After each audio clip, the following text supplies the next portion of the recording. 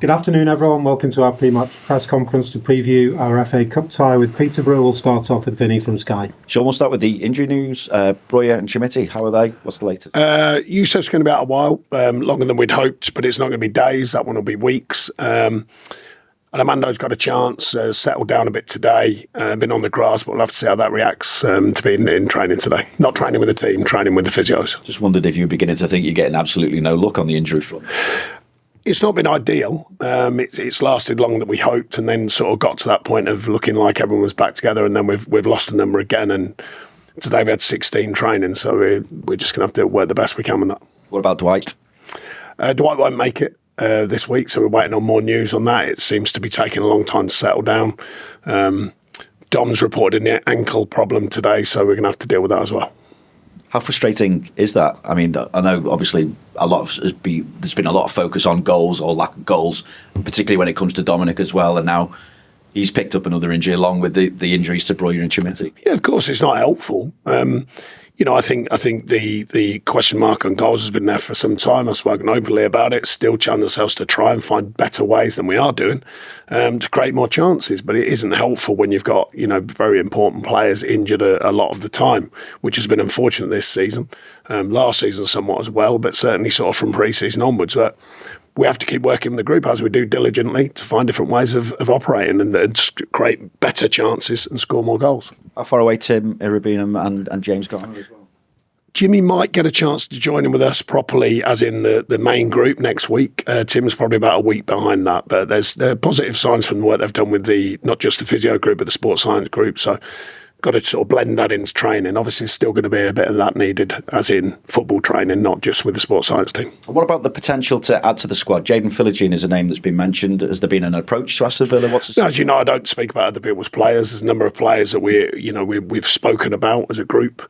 Again, being mindful of the situation with the PSR, make sure we're in the right place for that side of things. So we'll see what's available during this window. It's been very quiet at the moment, which everyone expected it to be.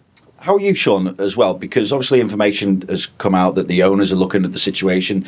Your position has been supposedly questioned as well. What contact have you had from them? What is the situation as you understand it? Well, to be clear, it should be. At the end of the day, if you're a business of this size and this club, succession planning surely should be part of their diligence. And I've got no problem with that at all. And I think that should be ongoing at every football club. That's part of the business, surely. I'm sure it is in what we'd call normal business life. That is outside of football. So I never really concern myself with that. Got to win games. We haven't won enough this season. Got to make sure the team's operating the right way. Got to try and please everyone all of the time. And that's the job. And we haven't done that often enough. And it comes down to me without any shadow of a doubt. Have you had any conversations with the owners since the week? Yeah, just positive that, they know some of the work that we've done. They want better outcomes from winning games, of course. I think there's a reality to the situation. That's all I know. And they've been very straight with me and very upfront about it. When you say they've been straight with you, what indication then have they given you about your position? Because all the other no indication on that. Just that we've got no reason to think other than you. I told you when I first met them, they're winning games. We all know that's the challenge of a manager. That doesn't change. There are extenuating circumstances in some situations. I think we should win more games. I think we should have won more games by now. And I think we need to win more games. I don't think that's anything I've ever hidden from. I know the industry that I'm in. 10 years in the Premier League teaches that. Sean, does it undermine your position when you're hearing information coming out that they've supposedly spoken to other candidates? No, like I say, whether they have or they haven't, they certainly have not told me that. If they have, I don't know how it works in the privacy world of it all, but if they have, it's succession planning. That's what, clubs of these size, people sometimes forget it's a business as well. I understand that totally. Whoever it was, I think that should be part of the way that any business operates. Certainly if it was my business, I'd be operating like that. I'd be looking, going, right, what happens if? What happens if that happens? What happens? What's the next thing? We certainly have to do it from a player point of view, a player trading point of view. So why would it be any different with managers and staff members? At the same time, there's a human element to it because we've spoken before about how much you've put into the job in the first place and the potential to still be... Yeah, and we're still putting a lot in. I'm putting a lot of effort and trying different ways and trying to work and trying to look at all the different parameters on and off the pitch, different ways of working. that's part of being a manager, so I'm well versed in it, and it's very difficult. And here has been extremely difficult. I spoke openly about that. There's a huge demand on me. There's a huge demand on the situation, and it's a constant. And that is part of Everton life, and I've adapted to it. I've taken it on. Had my knocks, and I'm getting them again now. And I've been through them before, that. And it's how you handle it and trying to always, support the club. The club is always bigger than me. I've said that as soon as I got here. I see it as just I'm a custodian. So far, I've handled it pretty bloody well, I think. So now, can I go and win some games? Can we take it on another level? Can I change the narrative? Can I reinvent what we're trying to do to take it on another level? That's the biggest challenge at the moment. How do you reinvent what you want to do? Well, windows are helpful if you can literally change things, of course, because it changes. It's not just the individual, it changes the feel in the group. Keep working with the players, keep reassuring. Some players get hit a bit by confidence and the noise outside. Keep reassuring the quality that we do have. It's how many times we can reinvent it. The players need to take responsibility as well. You've often said that the buck stops with you, but at the same time... No, I think it does. Look, the players haven't lacked effort for me. The stats, I get all the stats. I know the physical outputs. The quality moments that define games, or often define games, they're the hardest thing. They're the hardest challenge for a player. And when it gets tight and everything comes on top, then that's for me to take that the best I can and allow them more freedom. And it's obviously affecting the players because you can see it in their performances. And I think down at Bournemouth, fantastic turnout from our fans once again, but we looked tight. We couldn't really find anything that meant anything in the game, in the forward department. So it does get players restricted a bit. So trying to open that up, give them the freedom to play, give them the freedom in training, different ways, different ways of trying to do that is a massive challenge. Is that a key element that you're seeing, a nervousness almost, a lack of confidence? No, I think the noise has grown very powerful here. It does do. We've had it before.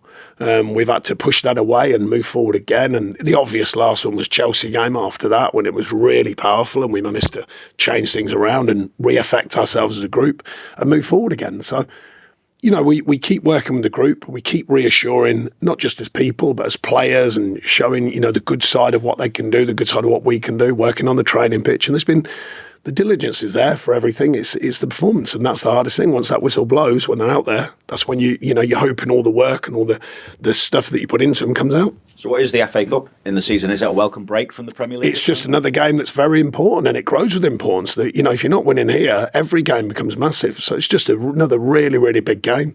Darren's someone I know. I value his work. He's been in and out of Peterborough on a number of occasions, but virtually every time he goes in there, he does a great job. They'll come here, looking for that scalp, banana skin, all the rest of it. So again, we've got to handle that situation, deal with it, and go and perform.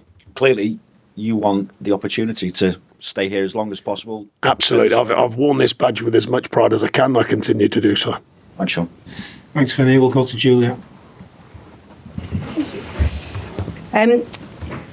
Apart from maybe the last game, that you've had some pretty positive defensive performances against some of the bigger teams in the Premier League. Given this is a lower league side in the FA Cup, can you allow yourself to maybe play in a more attacking style? No, we've not been trying not to play in an attacking style, I can assure you. But when you're playing the likes of Arsenal, Chelsea and Man City, it's not that easy. We didn't get to grips with it at all at Bournemouth. We know that. I don't take any team for granted. I don't think I've played in all the levels. I've managed to certainly the top two. You can't take anyone for granted, but it still comes down to us finding the right way to work with and without the ball. The demands of the game stay the same. There's only three things that happen in a game. You've got it, they've got it, and no one's got it. So you've got to get them right, no matter who you're playing against.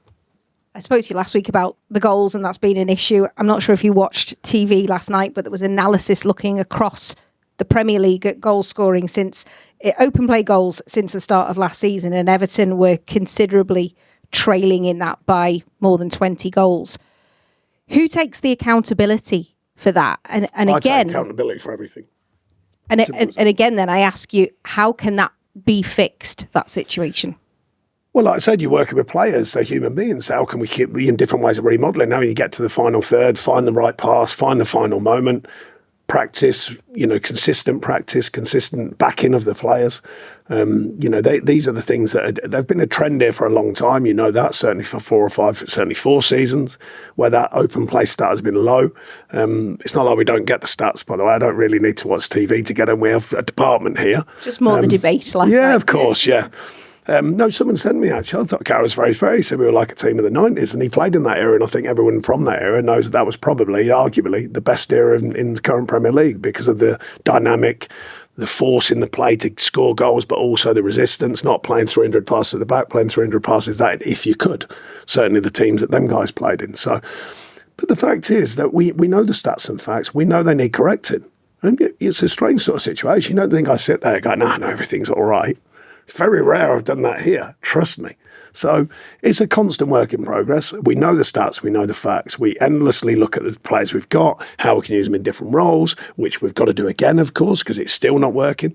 Slightly different against Man City, Arsenal and Chelsea. It's fair to say there's different style of games. It's different. You're not going to, very few teams are going to dominate the ball against them. So you do have to be defensively resilient. When it's a team that we think we can open up more, well, what can we do then? Who are we playing? How are they working? What's the dynamic of the group? And it's obviously not where we want it to be. So, of course, we're looking at changes and how we can make it better. You say you wear the Everton badge with pride and you want to stay in this role. Is this FA Cup game important for you personally then? Every game's important now. I've said it all along. That was something it's so apparent when you get to this football club. Every game is massive. Hero and zero is just the ultimate thing here. Wouldn't say I'm a hero at the minute, but you win and you sort of know what you're doing. You lose and you don't. It's really, really simple here. Every game is important. I've never taken any game lightly. What is that like to manage in then? Because the expectation is here then. So if you're saying it's literally game to game and has been since day one, what is that like in that? Can you explain? I think you just adapt to the realities of each club. You come in, I was well aware of I wasn't actually. I've told you before, I considered the state the club might be in, and when I got here, it was considerably different, and not in a positive way. So there was a lot more challenges, which obviously became quite apparent. They were unbeknown to me when I got here. So you quickly learn, right, okay, there's a bigger picture to manage. And I said it's not a coach's role. Now, it's beginning to be a coach's role, but it's been a management role because I've been managing virtually everything on and off the pitch, the best of my ability, with other people as well, by the way, at sport, but I'm the front of it. So I must make that clear. There's other people involved working very hard, just like I am, to make it right. Now it's gone up a level because we've got stability off the pitch.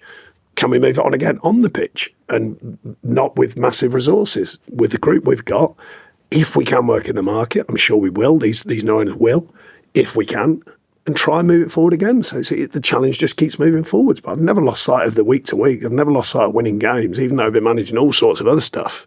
I know my job and my responsibility, and we haven't been winning enough games, and it's got to change. Can I just ask you some claims about Beto? Is he still around at Finch Farm? There is all kinds of claims about all sorts of things at the moment. He was here today training as usual. And I just want to ask you as well, what do you think the fans make of the situation right now? Do you feel the fans are still with you as the Everton manager? They can decide that. I've never questioned our fans. I won't be doing. I've learnt that. I learnt the care for the club, as I do. I've never questioned the fans here, and I certainly won't be doing. If they choose to back me and the team, that would be obviously helpful. If they choose not to, they have freedom to make their choices. Thanks, Julia. Any further questions in the open section before we move on? No? Okay, thanks. Thank you.